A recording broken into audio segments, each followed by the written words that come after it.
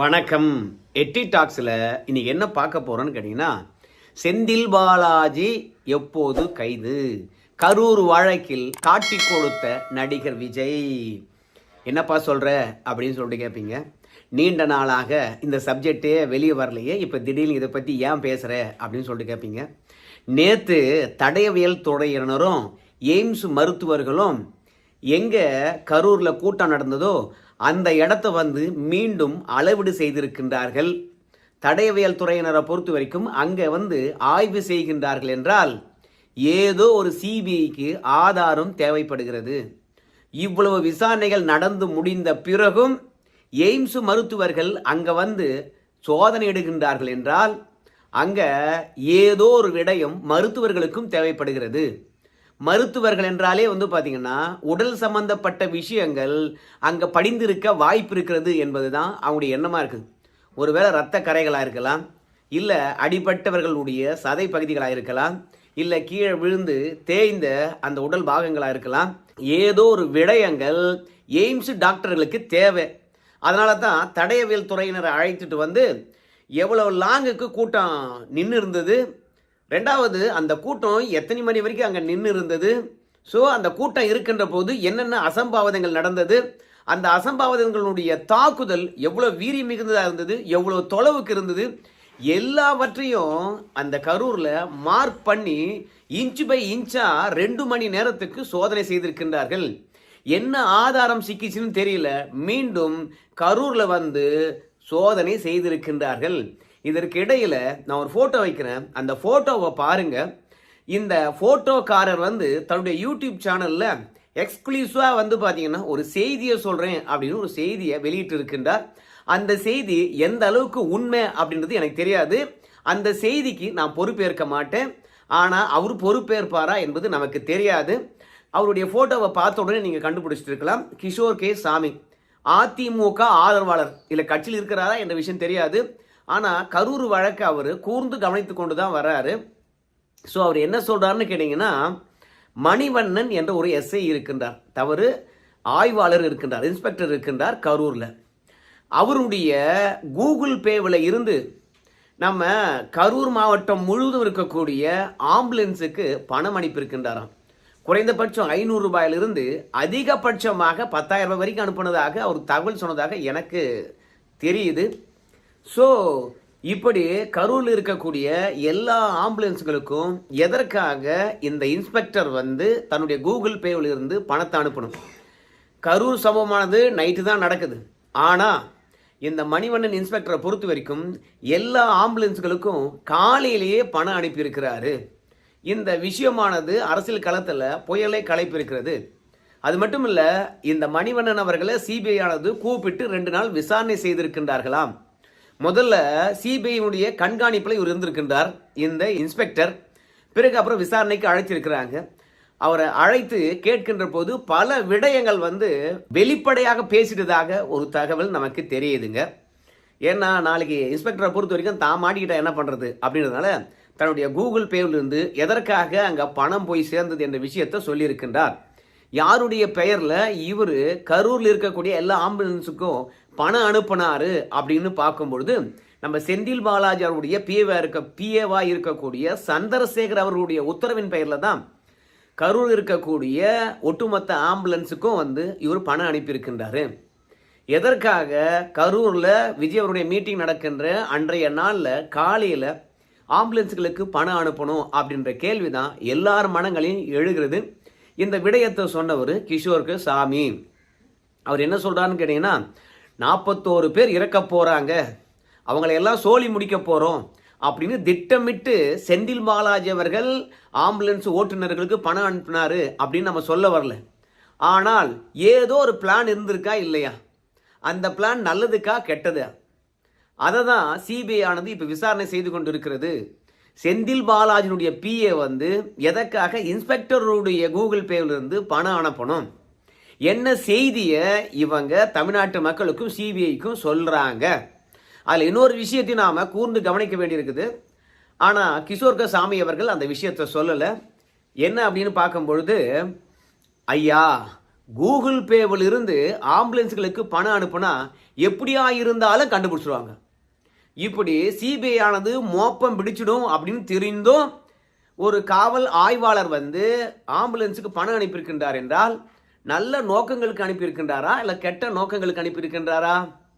ஏன்னா காவல்துறை ஆய்வாளரை பொறுத்த வரைக்கும் காவல்துறையிலிருந்து அனுபவப்பட்டவர். குற்றவாளிகளை அவரும் விதவிதமாக யோசனை பண்ணி கண்டுபிடிச்சிருப்பாரு. பல்வேறுபட்ட தடயங்களை பயன்படுத்தி கண்டுபிடிச்சிருப்பாரு. அப்படி இருக்கும் பொழுது நாம் ஆம்புலன்ஸ் டிரைவர்களுக்கு நம்முடைய கூகுள் பேவிலேருந்து பணம் அனுப்பணும்னா எப்படியா இருந்தாலும் சரி நம்ம பணம் அங்கே போய் சேர்ந்தது கண்டுபிடிப்பாங்களா இல்லையா? அப்படி தெரிந்தும் ஆய்வாளர் எந்த தைரியத்தில் இத்தனை டிரைவர்களுக்கு பணம் அனுப்பியிருக்கின்றார் என்ற சந்தேகம் எழுகிறது. இன்னும் சில பேர் என்ன சொல்றான்னு கேட்டீங்கன்னா, ஐயா சாமி நல்ல நோக்கத்துக்கு அனுப்பியிருப்பார், அதனால தான் அவருடைய கூகுள் பேவில் இருந்தே வந்து பணத்தை அனுப்பியிருக்கின்றார். ஒருவேளை திட்டம் தவறானதாக இருந்தால் இன்ஸ்பெக்டரை பொறுத்த வரைக்கும் அவருடைய கூகுள் பேவில் இருந்து அனுப்பியிருக்க வாய்ப்பே கிடையாது. அவர் 10 பேர்கிட்ட பணம் கொடுத்து 10 பேர் வந்து இந்த ஆம்புலன்ஸ் டிரைவர்களுக்கு பணம் அனுப்பியிருக்கலாம். ஆனால் இவரே எல்லா டிரைவர்களுக்கும் பணம் அனுப்பியிருக்கின்றார்னா ஏதோ நல்ல நோக்கங்களுக்கு தான் பணம் அனுப்பியிருக்கிறாங்க. ஒருவேளை கரூரில் விஜய் கூட்டத்தை தாண்டி வேற ஏதாவது முதலமைச்சருடைய ஆலோசனை கூட்டங்கள் இல்லை மாநாடுகள் இந்த மாதிரி போகிற திட்டம் இருந்திருக்கலாம். கரூரில் அசம்பாவிதம் நடந்து போனதுனால அந்த கூட்டத்தை கேன்சல் பண்ணியிருக்கலாம். ஸோ முதலமைச்சருடைய மாநாட்டுக்கோ நலத்திட்ட உதவி வழங்குகின்ற கூட்டத்துக்கோ இந்த ஆம்புலன்ஸ் டிரைவர்களை ஆம்புலன்ஸ் எடுத்தாந்துருங்கப்பா அப்படின்னு சொல்லிட்டு பணம் அனுப்பியிருக்கலாம். திட்டம் என்ன வேண்டுமானாலும் இருந்திருக்கலாம். ஆனால் கரூர் சம்பவம் நடந்த அன்றைக்கு காலையில் இந்த மணிமன்னனுடைய கூகுள் பேவில் இருந்து பணம் போய் பல ஆம்புலன்ஸ் டிரைவருக்கும் போய் சேர்ந்திருக்குது. இது சந்தேகத்தை அதிகமாக கிளப்புகிறது. இந்த கிஷோர் கே சாமி அவர்கள் என்ன சொல்றான்னு கேட்டீங்கன்னா, நம்ம உள்துறை அமைச்சர் வந்து மேடையில் இருக்கின்றார். அவரை வச்சுக்கிட்டே வந்து நம்முடைய நயினார் நாகேந்திரன் அவர்கள் கரூர்ல 41 பேர் உயிரிழப்பதற்கு முழுக்க காரணம் நம்ம செந்தில் பாலாஜி அன்றி வேற யாரும் இல்லைங்க, செந்தில் பாலாஜி தான் நான் அடிச்சு சொல்லுவேன். ஏன்னா 41 பேர் உயிரிழந்து விட்டார்கள். அவசரமாக போஸ்ட்மார்ட்டம் செய்ய வேண்டிய கட்டாயம் என்ன? போஸ்ட்மார்ட்டத்துக்கென்று பல மாவட்டங்கள் இருக்கக்கூடிய ஒட்டுமொத்த மருத்துவரையும் இரவோடு இரவாக எதற்காக வர வச்சாங்க? இப்போ கரூரில் காயமடைந்து விட்டார்கள், அவர்களை காப்பாற்றுவதற்காக பல்வேறுபட்ட மாவட்டங்கள்லேருந்து நாங்கள் மருத்துவர்களை அழைச்சோம் அப்படின்னு சொன்னால் கூட ஒரு லாஜிக் இருக்குது. ஆனால் அதையெல்லாம் தாண்டி போஸ்ட்மார்ட்டம் பண்ணுறதுக்காக நாங்கள் பல மாவட்டங்களில் இருக்கக்கூடிய அனுபவம் வாய்ந்த மருத்துவர்களை அழைத்தோம் என்று சொன்னால் அவ்வளவு அவசரம் ஏன்? காயமடைந்து உயிரிழந்தவர்களை வருவாய்த்துறையினர் பார்த்தாங்களா? அதாவது தாசில்தார் வந்து பார்த்தீங்கன்னா பார்த்தாரா? பார்த்த பிறகு இது விபத்து மூலமாக தான் நடந்திருக்கிறது, உடற்கூறு ஆய்வு செய்யலாம் என்று 41 உடலுக்கும் அந்த பகுதியில் இருக்கின்ற சப் கலெக்டரோ கலெக்டரோ இல்லை தாசில்தாரோ யாராவது ஒருத்தர் உத்தரவிட்டாங்களா? அவ்வளோ அவசரமாக உடலை பார்வையிட்டு விட்ட பிறகு அவ்வளோ அவசரமாக அவர் ஏன் உத்தரவிட்டாரு? கலெக்டராக இருக்கலாம், சப் கலெக்டராக இருக்கலாம், தாசில்தாராக இருக்கலாம். இவங்கெல்லாம் ஏன் வந்து இவ்வளோ அவசரமாக உத்தரவிட்டார்கள்? அது மட்டும் இல்லை, யாராக இருந்தாலும் சரி தன்னுடைய குழந்தையோ தன்னுடைய மனைவியோ இந்த மாதிரி கூட்ட நெரிசலில் உயிரிழந்து விட்டார்கள் என்றால் அவங்கள பார்த்து அழுவாங்க. ரெண்டாவது வந்து பார்த்தீங்கன்னா போஸ்ட்மார்ட்டம் பண்ணக்கூடாது என்று போராட்டம் நடத்துவாங்க. இப்படி பல்வேறுபட்ட சம்பவங்கள்லாம் அங்கே நடைபெறுவதற்கான வாய்ப்பு இருக்கிறது. ஆனால் கரூரில் 41 பேர் உயிரிழந்தார்கள். பெருசாக யாருமே போராட்டம் செய்யவே இல்லை. அது அப்படியே அமைதியாகவே கடந்து போய்விட்டது. இரவோடு இரவாக போஸ்ட்மார்ட்டம் பண்ணாங்க. அதற்கு பிறகு எரிக்க வேண்டியவங்களை எரிச்சிட்டாங்க, புதைக்க வேண்டியவங்களை அப்படியே புதைச்சிட்டாங்க. ஸோ திடீர் மரணம் என்கின்ற பொழுது இத்தனை நாளும் அவங்க மீது ஒரு எதிர்பார்ப்பு இருக்கக்கூடியவங்க குடும்பத்தினர் ஒட்டுமொத்த பேரும் ஐயோ இந்த மாதிரி போனால் நம்முடைய மகளும் இறந்துட்டாங்க, அதனால் வாங்க சொந்த பந்தங்களையும் சொல்லிட்டு அவங்க முகத்தையாவது பார்க்கணுன்றதுக்காக வேகமாக ஊர்லேருந்து நிறைய பேர் வர வேண்டிய கட்டாயத்தில் இருக்கும். ஆனால் போஸ்ட்மார்ட்டம் பண்ண கையோட ஒட்டுமொத்த உடலையும் அவசரமாக அடக்கம் பண்ணுவதற்கு ஏன் உத்தரவிட்டாங்க? ஸோ இது ஒட்டுமொத்தமாக நமக்கு சந்தேகத்தை கிளப்புகிறது. அது மட்டும் கிடையாது, திமுக அரசாங்கத்தின் மீது தவறு இருந்துச்சுன்னு வச்சுங்களேன், இல்லை திமுக நபர் மீது ஒரு தவறு இருந்துச்சுன்னு வச்சுங்களேன், உடனடியாக இழப்பீட்டு தொகையானது அதிகமாக வந்து சேரும். ஆனால் அதுவே தப்பு இன்னொருத்தர் மேலே இருந்துச்சுன்னு வச்சுங்களேன், இழப்பீட்டு தொகை கொடுக்க மாட்டாங்க, இல்லைன்னா குறைவாக தான் இருக்கும். நாம தான் எத்தனையோ இடத்துல அந்த மாதிரி பார்த்துருக்கோமே. இப்போ கள்ளச்சாராயத்தை கட்டுக்குள் கொண்டு வர வேண்டியது திமுக அரசாங்கத்தினுடைய கடமை. மரக்கோணத்திலையும் செங்கல்பட்டுலையும் வந்து கிட்டத்தட்ட ஒரு 23 பேர் குடிச்சிட்டு இறந்தாங்க. அப்பயும் பார்த்தா 10 லட்சம் பணம், குடும்பத்தில் ஒருத்தருக்கு வேலை, தாய் தந்தையர் இழந்த குழந்தைக்கு வந்து பார்த்தீங்கன்னா கல்வி செலவு, வீடு, இப்படி வாரி கொடுத்தாங்க. பிறகு கள்ளக்குறிச்சியில் கிட்டத்தட்ட ஒரு 69 பேர் உயிரிழந்தார்கள். பட்டியலினத்தை சாராதவங்க 3 பேர் உயிரிழந்தார்கள். மொத்தம் 72 பேர் உயிரிழந்தார்கள். ஸோ அந்த இடத்துலையும் சரி, ஒவ்வொரு குடும்பத்துக்கும் 10 லட்சம் ரூபாய், பாதிப்புக்கு ஏற்ற மாதிரி இன்னும் அதிகமான சலுகைகளை வாரி கொடுத்தாங்க. அதனால் திமுக பொறுத்த வரைக்கும் ஒரு விஷயத்தில் நேரடியாக சம்பந்தப்படுகின்ற போது தான் இழப்பீட்டு தொகைகளும் சலுகைகளும் அதிகமாக கொடுப்பாங்க. அதே மாதிரி தான் கரூரில் வந்து நம்ம விஜயால் இந்த மரணங்கள் நிகழ்ந்தது என்று திமுக காரங்க குற்றச்சாட்டு வைக்கிறாங்க. இந்த குற்றச்சாட்டு எந்த அளவுக்கு உண்மை என்பதை நம்ம வந்து பொதுத்தளத்தில் வைக்கணும், விசாரணை நடத்தணும். விசாரணை நடத்தி அதற்கு பிறகு ஒரு அறிக்கை வந்து, முதற்கட்டமாக ஒரு அறிக்கை வந்த பிறகு அதற்கு பிறகு நிவாரணங்கள் வழங்கலாம். ஆனால் நம்ம முதலமைச்சரை பொறுத்த வரைக்கும் இரவோடு இரவாக கரூர் வருகின்றார். இரவோடு இரவாக வந்து பார்த்தீங்கன்னா நிவாரணங்கள் வழங்கப்படுகிறது. ஏன்பா அவங்க வந்தவங்கெல்லாம் ஏழை எளியோர்ப்பா, ஈம காரியமாவது செய்யணும் இல்லையா அப்படின்னு சொல்லுகின்ற போது முதல் கட்டமாக வந்து பார்த்தீங்கன்னா ஒரு குறைவான நிவாரணத்தை வழங்கியிருக்கலாம்.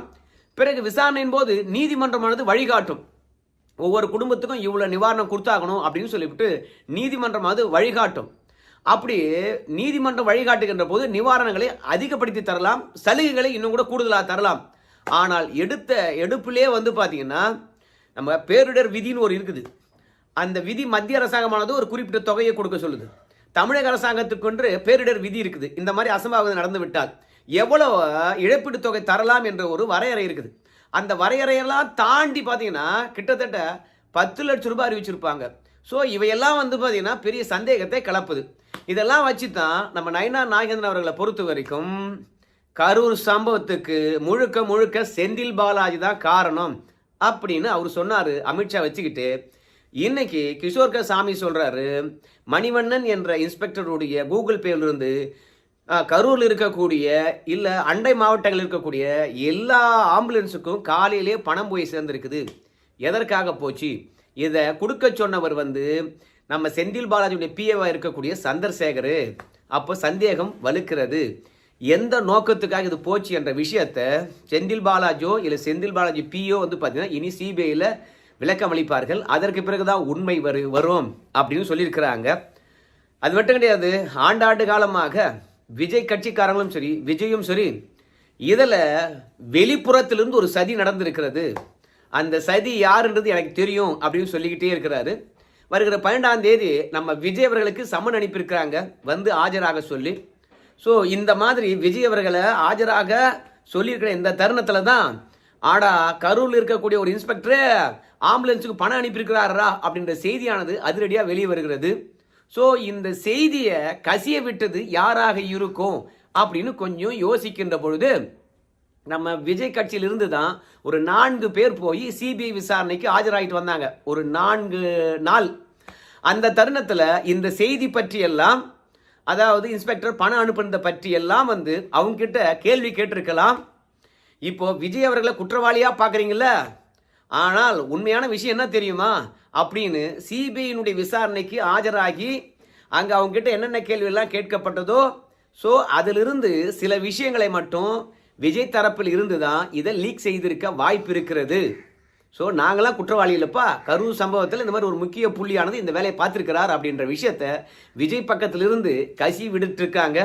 அதனால தான் இன்னைக்கு சமூக வலைதளத்தில் கேள்வி கேட்டிருக்காங்க, எப்போது செந்தில் பாலாஜி கரூர் சம்பவத்துக்காக கைது பண்ண போகிறாங்க? விஜய் காட்டி கொடுத்துட்டாரு, விசாரணைக்கு போனவங்க இந்த தகவலை கசிய விட்டுட்டாங்களே அப்படின்னு வந்து சொல்கிறாங்க.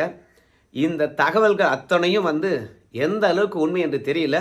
கிஷோர் சாமி அவர்கள் எக்ஸ்க்ளூசிவாக வந்து பார்த்தீங்கன்னா நான் சொல்கிறேன் அப்படின்னு வந்து பணம் கைமானதை பற்றி சொல்கிறாரு. நம்முடைய நயினார் நாகேந்திரன் அவர்கள் செந்தில் பாலாஜி தான் 41 பேர் உயிரிழப்புக்கான காரணம் அப்படின்னு அடித்து சொல்கிறாரு. ஸோ அமித்ஷாவுடைய ஆசீர்வாதம் இல்லாமல் மேடையில் நம்ம நயினார் நாகேந்திரன் சொல்லியிருக்க வாய்ப்பே கிடையாது. நயினார் நாகேந்திரா நீ தைரியமாக சொல்லு, சிபிஐ கிட்ட இருந்து நம்மளுக்கு பல்வேறுபட்ட தகவல் வந்திருக்குது. மற்றதெல்லாம் நான் பார்த்துக்கிறேன், நான் தானே உள்துறை அமைச்சர், நான் பார்த்துக்கிறேன், போடு அப்படின்னு சொல்லிட்டு நம்ம நயனா நாகேந்திரனுக்கு நம்முடைய உள்துறை அமைச்சர் வந்து தைரியம் அளித்திருப்பார் என்று நினைக்கிறேன். அதனால தான் செந்தில் பாலாஜி காரணம் என்று சொல்லியிருக்கிறாங்க. ஸோ 41 பேர் உயிரிழப்புக்கு செந்தில் பாலாஜி காரணமா அப்படின்னு கேட்டிங்கன்னா, என்னை பொறுத்த வரைக்கும் செந்தில் பாலாஜி அவ்வளோ பெரிய முடிவுலாம் எடுத்திருக்க வாய்ப்பு கிடையாது. சின்னதாக ஏதாவது ஒரு பிரச்சனையை வழிவகுத்தோம்னு வச்சுங்களேன், கரூரில் வந்து திமுகவை கண்டபடி விமர்சனம் பண்ணுறத ஆஃப் பண்ணலாம் அப்படின்னு நினச்சி சர்ச்சை எழுப்ப காரணமாக இருந்திருப்பார்.